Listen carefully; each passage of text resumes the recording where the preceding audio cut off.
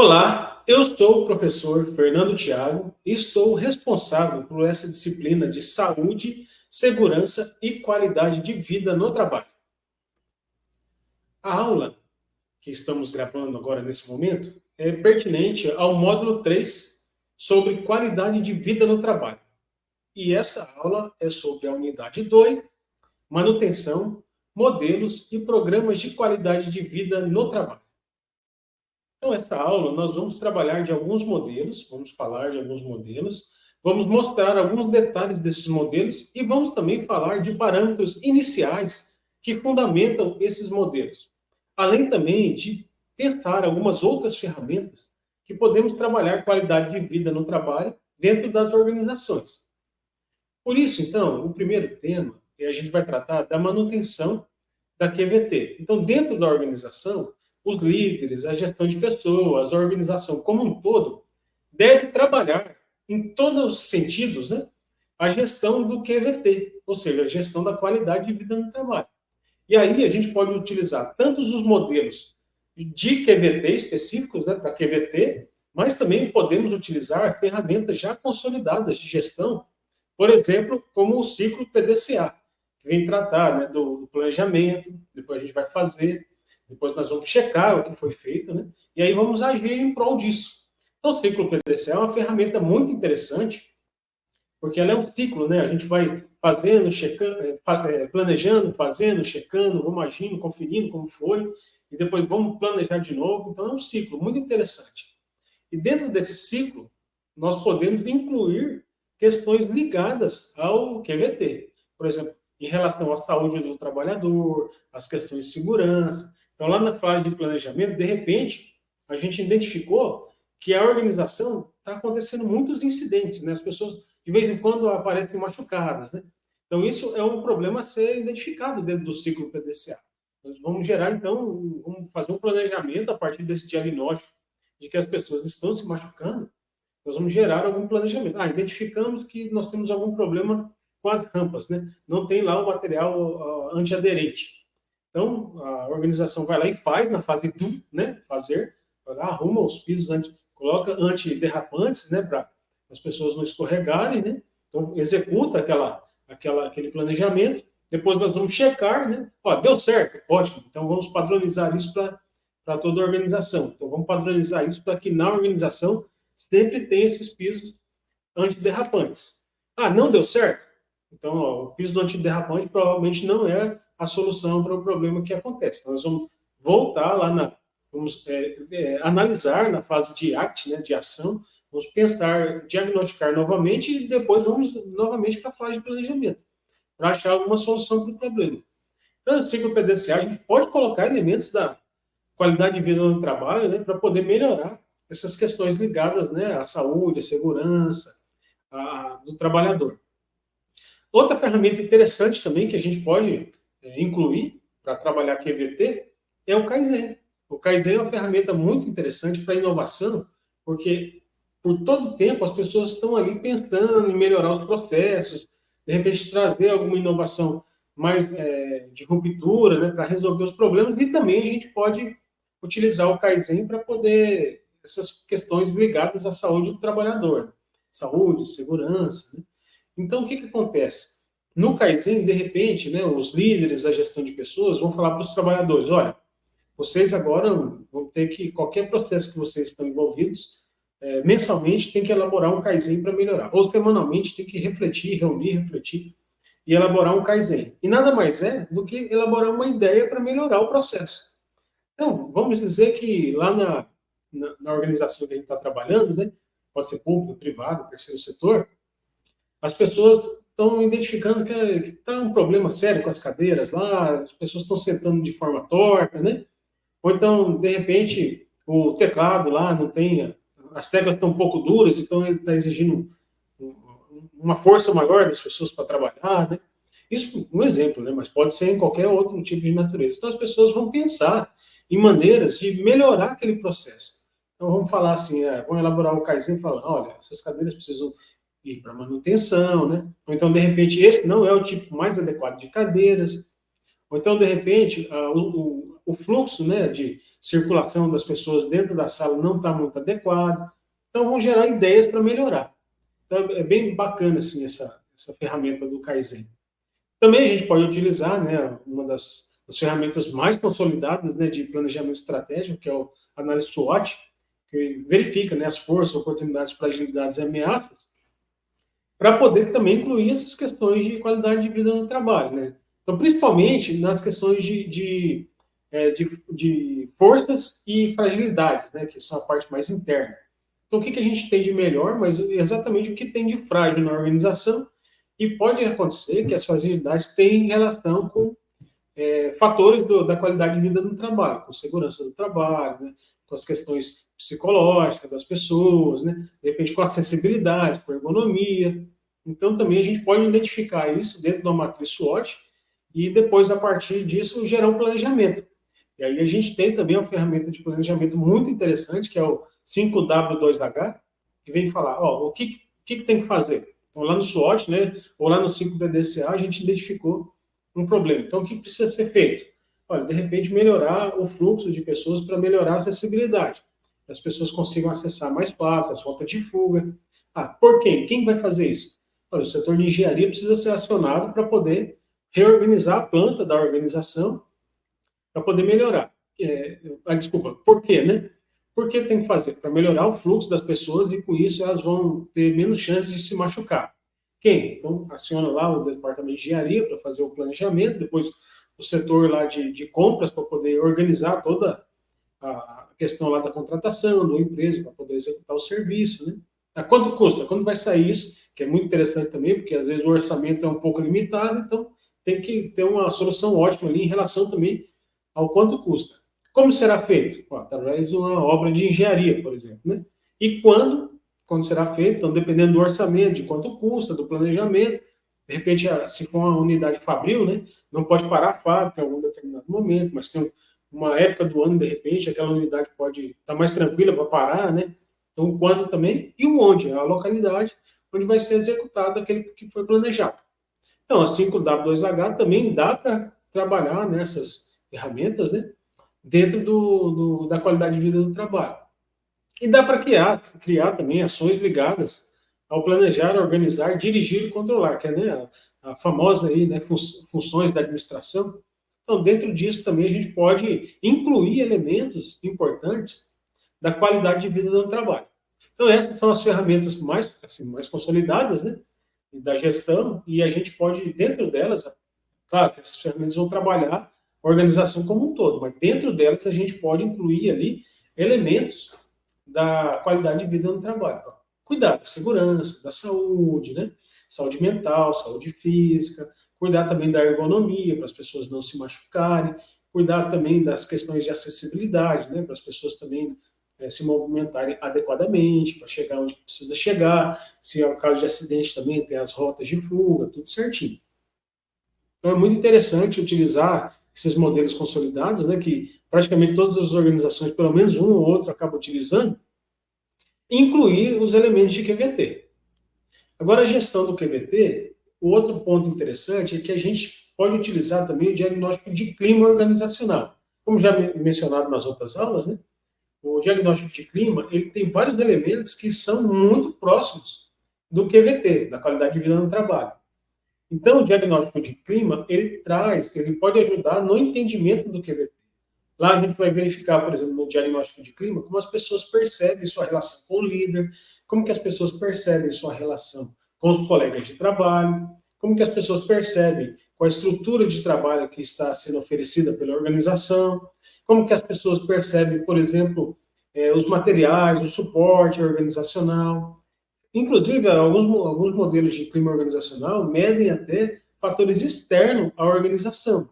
Por exemplo, se ela tem algum problema de família, se ela tem alguma coisa que fora do trabalho está impactando dentro do trabalho. E vejam que todos esses fatores que eu mencionei são também fatores importantes para a qualidade de vida no trabalho. Então, a gente pode, né, utilizar o diagnóstico de clima também para entender um pouco do QVT, para gerar ali diagnóstico, para depois fazer um plano de ação para melhorar, né, a qualidade de vida no trabalho. Melhorando o clima organizacional, a gente também acaba melhorando a qualidade de vida no trabalho. Também a gente pode realizar diagnósticos específicos de QVT, e aí tem muitos modelos, né, para poder fazer essa avaliação. Então, o QVT já é um modelo, uma teoria bastante consolidada na administração, né? Então, já bem estudada, e aí tem vários modelos, né, para fazer diagnóstico de qualidade de vida no trabalho. E aí, outra coisa importante, dentro do diagnóstico do plano de ação, o apoio dos elementos da cultura organizacional são essenciais. Então, dentro das normas da organização, tem que ter elementos ligados à qualidade de vida no trabalho, para poder fixar essas ações, atividades, né, de qualidade de vida no trabalho, para que os trabalhadores se comportem adequadamente e os gestores também se comportem adequadamente para manter a saúde do trabalhador, né? Segurança, saúde. Os valores também, muito importante dentro da cultura, né? Os valores organizacionais. Também, se os líderes, né, toda a estrutura, os colegas, as relações entre os trabalhadores, né, forem ditados por valores que permitem, né, que propaguem a qualidade de vida no trabalho, né, que mantenha a saúde, todos preocupados ali em manter a segurança, a saúde. Então, os valores dentro da cultura organizacional também é importante. Os rituais, se a gente pensar nos briefings, os treinamentos, né, as premiações, de repente, por exemplo, algumas empresas adotam premiação por Kaizen. Tá? Aquela equipe, aqueles trabalhadores que elaboraram mais Kaizen, geralmente ganham a premiação, né? Uma bonificação. Então, esse é um ritual também importante. Quando ligado à QVT, com certeza vai ajudar a melhorar bastante a qualidade de vida no trabalho. O apoio das lideranças também para estruturar a cultura organizacional é relevante também nesse sentido, para poder fixar bem os valores, né, as normas, porque se o líder, de repente, não comprar essas normas, né, não for a favor das normas, a pessoa lá sofreu um acidente e o líder não fez nada, né?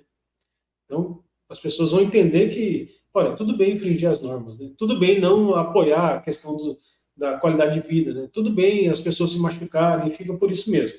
Então, é importante, né, o líder e a estrutura da organização ter algumas atividades, algumas funções, alguns processos para poder tratar dessas questões. Então, o apoio dos elementos da cultura organizacional é um item essencial para manter a QVT de longo prazo. Agora, vamos ver alguns modelos específicos de qualidade de vida no trabalho, começando com o modelo de Walton, de 1973. Esse modelo ele foi feito na década de 70, de 1970, mas também ele já vem sendo atualizado há bastante tempo, né? Inclusive, recentemente, já tem pesquisas que atualizaram esse modelo, e, inclusive, no Brasil, tem dois pesquisadores, duas equipes de pesquisa, que fizeram a adaptação do modelo de Walton para o Brasil, atualizaram esse modelo, mas a sua essência, né, as categorias de análise, continuam as mesmas. E ele trabalha, dentro das categorias, vários indicadores de qualidade de vida no trabalho. A primeira categoria é a compensação justa e adequada, muito relacionado à questão dos ganhos que o trabalhador tem pelo seu trabalho. Então, o primeiro indicador ali é a equidade externa, quer dizer, se o que o trabalhador recebe de remuneração e benefícios é mais ou menos compatível com o que os trabalhadores de outras empresas recebem. Então, tem que ter uma equidade externa, porque o trabalhador vai acabar se socializando, né, na comunidade, vai falar com os colegas, com os profissionais da mesma área, né, e vai verificar, ó, se eu ganho menos que os outros lá de fora, então eu não estou sendo muito bem valorizado. Isso pode pesar na qualidade de vida do trabalho. Também a equidade interna é outro fator importante, né? Então, dentro da organização, né, o trabalhador tem que perceber que ele está recebendo, né, pelo seu trabalho, de uma forma mais justa, assim, né, em comparação com os outros trabalhadores, principalmente se tem trabalhadores desempenhando as mesmas funções e ganhando diferente. Aí é realmente um problema, né? Por mais que às vezes pague por produtividade, às vezes a pessoa que, por algum motivo, assim, né, a medida da produtividade não é muito equilibrada, né, acaba recebendo menos e isso acaba desmotivando, né? Então é importante. A partilha de ganhos de produtividade também é outro indicador interessante, né? Se a pessoa produz mais, né, ela vai se sentir muito mais satisfeita se ela receber mais produzir mais. Se não há nenhum tipo de ganho por produtividade, no longo prazo, médio e longo prazo, com certeza as pessoas vão acabar produzindo o mínimo ali obrigatório para poder realizar. A não ser que aquele trabalho fizer muito sentido para ela e ela acaba produzindo mais. Mas tem um item que vai tratar disso também. A proporcionalidade entre os salários, né, também já muito a ver com os outros índices, outros indicadores também de QVT dessa categoria, mas também é interessante, assim, né, a empresa tem lá uma parte, um bolo, né, de recursos para distribuir entre os salários e essa distribuição tem que ter uma proporcionalidade mais equilibrada. Outra categoria importante também é as condições de trabalho, uma jornada razoável, né, se não é muito extensa, muito árdua, né, também é importante. Um ambiente saudável e seguro, outro indicador também que é medido pela qualidade de vida do trabalho, tem muito a ver com saúde e segurança do trabalho, né? A ausência de insalubridade, outro fator também extremamente importante, né? Quando não tem como, né, a gente excluir a insalubridade, aí precisa ter os EPIs, precisa ter jornada reduzida, enfim, tem toda lá uma legislação que cobre essas questões. Mas dentro dessa questão de salubridade e ambiente saudável e seguro, tem que evitar ao máximo, né? Não sendo possível evitar, é a necessidade de usar a EPI. Outra categoria também importante, uso e desenvolvimento de capacidades. Quanto mais autonomia a pessoa tiver, ela tem mais responsabilidade, e isso pode motivar mais, né? Varia muito de perfil para perfil, mas, no geral, a autonomia é um indicador importante para a qualidade de vida no trabalho. O autocontrole relativo também, o quanto a pessoa pode, dentro das suas atividades, ela consegue se controlar e realizar suas tarefas. Qualidades múltiplas, se a pessoa tem o desenvolvimento, a organização permite ela se desenvolver, trabalhar várias outras atividades, melhorar o seu desempenho, também é importante, muito ligado ao desenvolvimento das pessoas. Informação sobre o trabalho total, informações sobre o processo total de trabalho. Esse é um fator também muito interessante, porque ela gera muita justiça, né, no trabalho, é muito ligado à justiça no trabalho. Se as pessoas têm informação suficiente para poder realizar seu trabalho, têm informação suficiente do trabalho dos outros colaboradores, têm informação suficiente do que a organização faz como um todo, ela se sente mais preparada para poder avaliar todo o conjunto, a complexidade da operação da organização. E por isso também acaba gerando um pouco mais de satisfação, motivação, justiça. Oportunidade de crescimento e segurança, outra categoria analisada pelo modelo de Walton, ela verifica, né, se a pessoa trabalhando dentro da organização, ela tem possibilidade de carreira, né, se tem vários cargos, ela pode assumir no futuro, né, ela se desenvolvendo bastante, pode assumir novos cargos. Crescimento pessoal, não apenas profissional, mas também o pessoal. A perspectiva de avanço salarial também é outro fator importante, né? Se a pessoa não tem nenhuma perspectiva de melhorar seu salário, né? Principalmente se ela pretender se desenvolver, crescer como pessoa, como profissional, se ela não tem uma perspectiva de avanço salarial, também é um fator que desmotiva. E desmotivando, a pessoa vai perceber menor qualidade de vida no trabalho e também, né, como a gente já viu, menor qualidade de vida pessoal. E a segurança no emprego, né? A segurança também é um fator interessante. Se a organização ela consegue desenvolver as pessoas, tem possibilidade de carreira para a pessoa, né? Tem possibilidade de ter um avanço salarial, também isso é um fator que permite ter uma segurança maior no emprego. É também um fator interessante ali, que dá qualidade de vida no trabalho para as pessoas. Outra categoria interessante, que é a integração social na organização, principalmente relacionada ao trabalho com os outros colegas, né, do líder liderado. Então, a ausência de preconceitos é um fator importante. A igualdade entre as pessoas, outro fator interessante. A mobilidade também é um fator que pesa na qualidade de vida, se ela consegue, né, se locomover, então se ela tem possibilidade de trabalhar em outras unidades. O relacionamento entre as pessoas também, outro fator importante, e o senso comunitário também é interessante, assim, quanto a organização, ela também está inserida dentro da comunidade, né? E as pessoas trabalhando ali, naquela organização, ela pode devolver muito para as comunidades. Então, o senso comunitário de pertencimento, pertence àquela comunidade, é um fator também interessante de qualidade de vida no trabalho. Constitucionalismo é um fator muito ligado à legislação, né? Às leis, à proteção do trabalhador, né? Então, tem lá o indicador de direitos e proteção do trabalhador, tem também em relação à privacidade pessoal, né? Principalmente agora a gente tem a Lei de Proteção de Dados, né? Então, muito vigente, agora muito recente, tem a ver com isso. Liberdade de expressão, as pessoas podem se expressar dentro da organização. Isso também é um indicador interessante de qualidade de vida no trabalho. O tratamento imparcial entre as pessoas, né? O líder, a organização como um todo, os líderes devem tratar as pessoas de forma imparcial. E direitos trabalhistas também tem um indicador lá relacionado a isso. O trabalho e o espaço total da vida da pessoa é outra categoria. Tem lá o papel balanceado no trabalho. É interessante esse indicador, né, que o trabalho não pode ser a vida da pessoa, né, ela deve ter lá um equilíbrio, né, entre a sua vida pessoal e profissional. A estabilidade de horários é interessante, né, embora a gente saiba que muitas pessoas trabalham ali em horários diferentes, né, tem as escalas e tudo, mas a estabilidade de horário também dá uma melhor qualidade de vida no trabalho. E esse modelo do alto mede isso também. Poucas mudanças geográficas, também é interessante, outro indicador do modelo.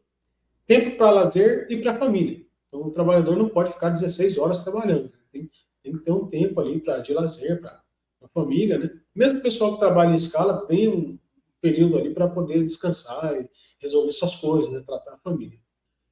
A última categoria é a relevância social da vida no trabalho. Então, é interessante essa categoria também, porque ela vem tratar da imagem da empresa, né, vem um indicador importante. Se a empresa tem uma imagem ruim, a pessoa normalmente percebe um pouco pior, assim, né, a qualidade de vida no trabalho. Né? Imagina, você trabalha numa empresa que a imagem dela não é muito boa, né? E o contrário também é interessante. Quando a pessoa trabalha numa empresa que a imagem da empresa é muito boa, né, sente orgulho de fazer parte daquela empresa, de trabalhar ali, né? A responsabilidade social da empresa também é importante, né? Se ela responde ambientalmente, socialmente, né? Não tem nenhum problema em relação que dá prejuízo à sociedade, à comunidade, também é importante ali para a pessoa se identificar mais com a organização. A responsabilidade pelos produtos também, se o produto que a empresa entrega ou serviço, né, ela não causa nenhum prejuízo para as pessoas, para as famílias, né, para a sociedade. E as práticas de emprego também é outro indicador interessante nesse modelo do Walton. Tem outros modelos também agora, a gente vai ver, outros modelos também, mas, no geral, os fatores estão muito semelhantes. No modelo de Wesley, a gente tem lá os fatores relacionados às questões econômicas, né? Ligados, por exemplo, a salário, às recompensas, né? Os fatores políticos, que é como as pessoas se relacionam ali dentro da organização, as relações de líder e liderado. Tem os fatores psicológicos, ligados também muito à saúde mental do trabalhador, né? E os fatores sociológicos, que como as pessoas se socializam ali dentro ali para manter a equidade, essas questões. O modelo também de Heckman e Odham trata lá os fatores, as dimensões essenciais do trabalho, que é a natureza do trabalho, as questões ligadas a salário também, né? Aos estados psicológicos críticos, muito ligados à saúde mental, segurança também, e resultados pessoais dentro do trabalho. Quanto a pessoa pode produzir, se ela pode se desenvolver, então tem vários itens ligados a isso. O modelo de Bellinger também é outro modelo interessante. Os fatores são trabalho em si, né? Crescimento pessoal e profissional, tem as tarefas com significado, muito interessante esse fator também. Se a pessoa está ali num trabalho que ela é feliz, que ela vê sentido, né, no que ela faz, aquilo acaba gerando mais motivação e, consequentemente, a pessoa percebe uma qualidade de vida no trabalho melhor. Né? E é interessante esse fator porque é um fator que pode ser trabalhado em qualquer tipo de profissão, qualquer tipo de trabalho. Né? Desde pegar um professor, um médico, né, que é muito mais fácil da pessoa entender o significado, ali, o sentido do trabalho, né? O médico, por exemplo, salva vidas, né? Isso dá muito sentido. Né? Mas também, desde tarefas mais simples, por exemplo, o trabalho de limpeza, né? O trabalho de vigilância. Então, as pessoas ali na limpeza estão mantendo a saúde das pessoas, né? Que estão ali trabalhando para que elas desempenhem a melhor forma possível o seu trabalho. E aí aquela organização consegue entregar o melhor produto, o melhor serviço para os seus clientes e, consequentemente, a comunidade, a sociedade ali vai receber os benefícios disso, né? Então, a gestão de pessoas e as lideranças têm que mostrar compartilhar esses resultados da organização com esses trabalhadores, para que eles vejam mais sentido no que eles fazem. É muito interessante esse indicador, né, esse fator. Funções e estruturas abertas também é a questão, outro fator importante, né, o que as pessoas têm que fazer, quais são as estruturas de trabalho, enfim. E da Limon de França também, né, da professora, tem lá os fatores biológicos, psicológicos, sociais e organizacionais. Ela tem lá um modelo, um questionário para poder medir qualidade de vida no trabalho também, que chama BPSO 96. E como medir ou diagnosticar? Então a gente viu que tem vários modelos, né? Os modelos, eles coletam a percepção dos trabalhadores. Então, todos os instrumentos diagnósticos, esses modelos têm um instrumento diagnóstico, né? E eles vão identificar como as pessoas percebem a qualidade de vida no trabalho, para verificar se existe algum problema relacionado a alguns dos fatores analisados, né? E aí, sim, a partir desses fatores analisados, a gente pode gerar um diagnóstico, verificar o que precisa melhorar, né? E verificar também, é claro, o que está muito bom, para, de repente, assim, se eu tenho uma organização, e essa organização, ela tem várias unidades, né? Eu tenho a matriz, várias filiais, por exemplo, de repente eu faço um diagnóstico de qualidade de vida no trabalho numa unidade, e dentro daquela unidade, um dos fatores lá foi, nossa, muito bem, assim, muito bem avaliado. Então, a gestão pode ir lá verificar o que está sendo realizado naquela unidade para poder espelhar isso para as outras unidades. Usar de benchmark, né, para poder levar essa fortaleza aí dessa unidade para as outras unidades, um bom exemplo. Mas outra forma de diagnosticar também a QVT é a partir da observação dos gestores de pessoas, ou dos gestores, dos líderes. Os líderes também podem relatar alguns problemas que eles observam. Mas a maioria dos diagnósticos é por meio, principalmente em organização muito grande, né, que tem muitas pessoas, é mais fácil de diagnosticar pela percepção dos trabalhadores. E a gente pode utilizar escala tipo Likert, de concordância, frequência, importância ou probabilidade, para poder rodar um questionário lá, né? Então, com escala de concordância, a gente coloca normalmente uma frase, por exemplo, em relação à segurança do trabalho. A gente pode gerar uma frase assim: na minha organização, todos os procedimentos de segurança no trabalho são adequados. E a pessoa vai responder: olha, concordo totalmente, concordo parcialmente, ou não concordo. Então, tem uma escala lá que a pessoa pode responder.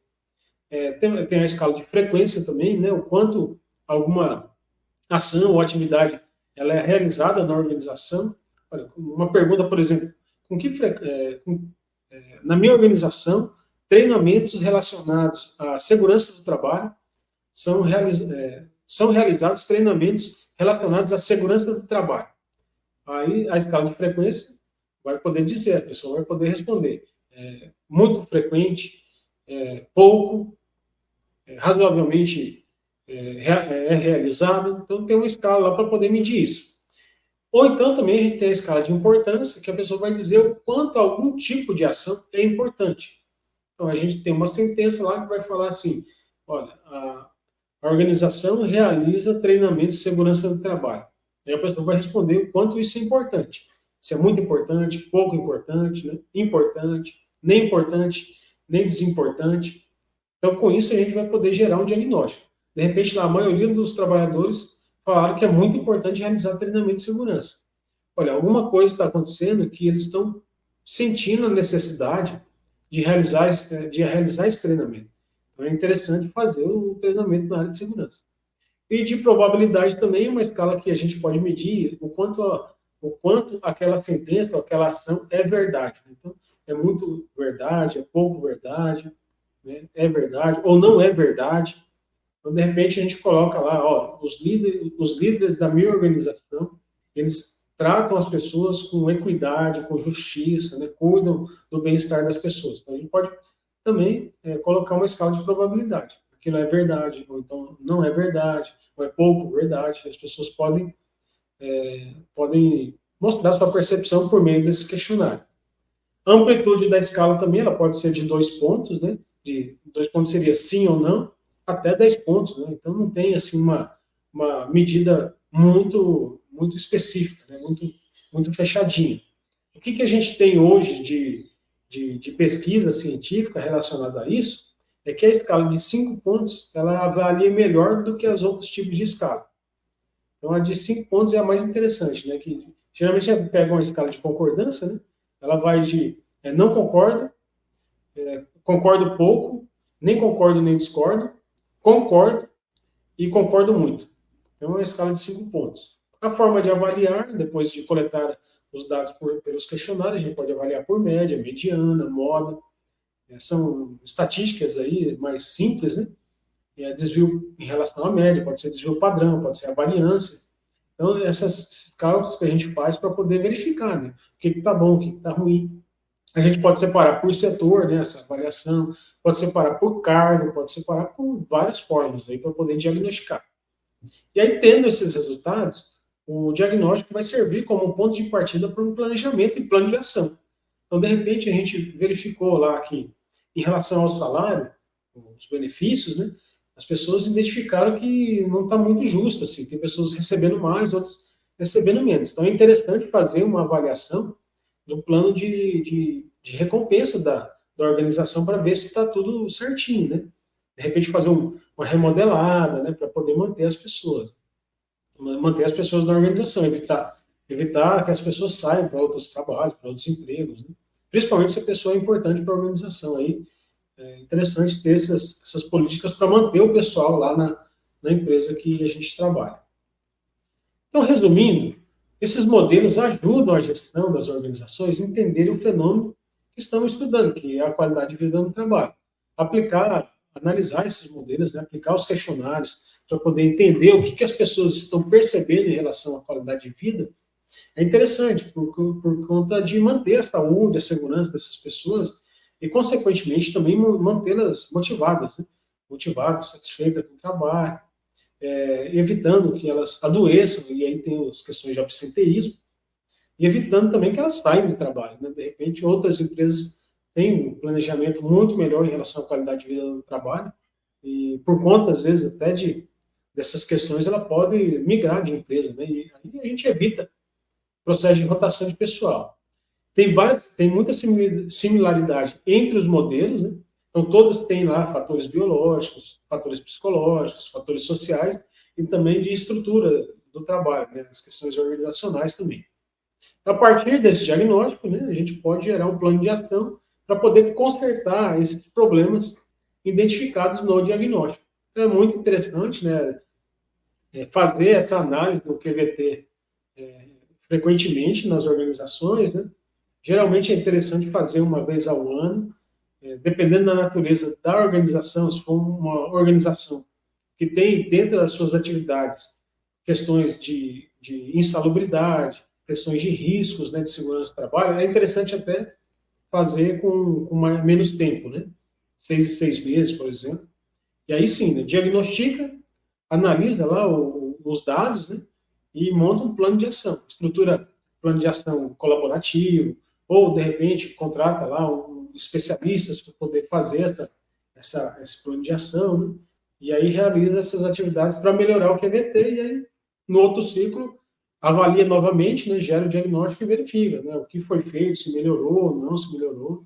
E é muito interessante, e com isso a gente consegue melhorar cada vez mais a organização que a gente está atuando. Essa aula de hoje foi baseada nessas 3 referências, que é o livro da Grans e da Lotz, Gestão da Qualidade de Vida no Trabalho, tem na Biblioteca Digital, o livro da professora Ana Cristina Limoges Francis, da Qualidade de Vida no Trabalho, né? Tem bastante questões ali importantes, né? Especialmente para essa aula foi o capítulo 5, e o modelo de Walton, que está disponível aí nessa revista, na Sloan Management Review, que tem lá também disponível na internet.